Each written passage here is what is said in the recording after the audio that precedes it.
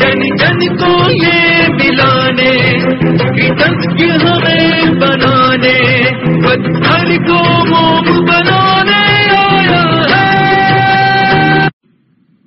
मेरे पिताजी ने मुझे बताया था, देव सुंदर जी महाराज जो मेरे गुरु भगवान थे, मैंने पूछा था आपको कि गुरुदेव आप कभी माणिकलाल चुन्नीलाल के वहां गए क्या? क्या क्या अमीरी के साथ उदार था? आपने मुझे बता दिया कि एक संस्था के लिए हम गए थे माणिकलाल चुन्नीलाल के पास, बराबर एग्जैक्ट 4:30 को पहुंचे और बार टेबल था, अंदर दरवाजा बंद था और पूछा कि आप क्यों आए? किसी संस्था के लिए हम आए। कितना रुपया चाहिए? 500 रुपया। मैं वो जमाने की बात करता हूं कि जिस जमाने में 20 रुपया में एक महीना पूरा घर का निकल जाता था, ओनली 20 रुपीज इन 1 मंथ। और वो टाइम मेरे पिताजी ने ये कहा कि जिस संस्था के लिए उस संस्था के लिए हमें सिर्फ 500 रुपया चाहिए। और इस सभा में बैठने वाले को पूछना चाहता हूं, ये ताकत किसी अमीर की आज के जमाने में है? माणिकलाल चुन्नीलाल के मैनेजर ने मेरे पिताजी को बोला कि 3 फिगर की बात होती है तो सेठ तक जाने की जरूरत नहीं, मैं ही दे सकता हूं। सेठ ने मुझे परमिशन दिए, 4 फिगर तक जाना है तो सेठ के पास जाओ, 3 तो मेरे से ले जाओ। ये ताकत आज एक अमीर औरंगाबाद में, पूरे महाराष्ट्र में, पूरे हिंदुस्तान में जो देने के लिए बैठा है 10 रुपया, 10 ओनली 10 रुपीज।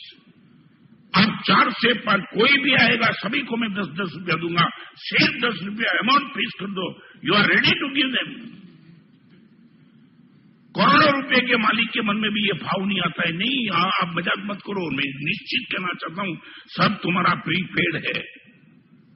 एक दिन जब ये तुम्हारा खत्म हो जाएगा तब गली गली पे भीख मांगे। मेरे पिताजी की मैं बात करना चाहता हूं, मैंने इस सभा में बताया था कि एक समय ऐसा था कि मेरे पिताजी ने किसी के पास 500 रुपया लिया था, मैंने इसी सभा में बताया था और आपने बता दिया कि मैं 500 रुपया उनको लेने के लिए गया। वो टाइम बैंक नहीं थी और कबाट खुला तो कबाट में से रुपये निकले। 500 रुपया पिताजी देने के लिए गए थे और बताया कि दूसरा कबाट खुला, पैसा नहीं, तीसरा कबाट खुला, अंदर रुपये थे, सब नीचे है। और उसने बता दिया कि एक काम करो, पिताजी का नाम था दलीचंद भाई, दलीचंद भाई एक काम करो, 10 दिन के बाद आप 500 रुपया लेके आना, अभी कबाट में रुपया रखने की जगह नहीं है। ये स्थिति।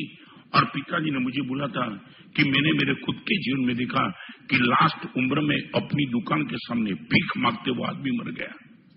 जिसके घर में 500 रुपया रखने की जगह नहीं थी वो भीख मांगते मर गया। मैं आपको ये कहना चाहता हूं, ये प्रीपेड कभी खत्म हो जाएगा तुम्हारा।